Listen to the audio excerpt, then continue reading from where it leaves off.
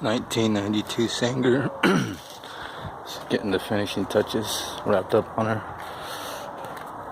and all the compound, all the little details. That's what takes the longest. Did a 3-step on her. Right, pretty good gloss back.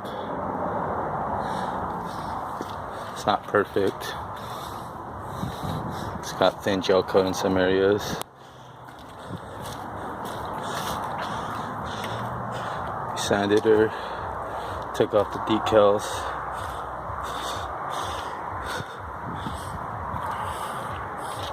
The stickers, registration stickers. It's not perfect. There's some scratches we weren't able to get out.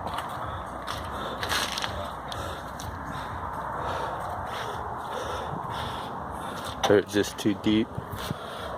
Gotta put the antenna back on.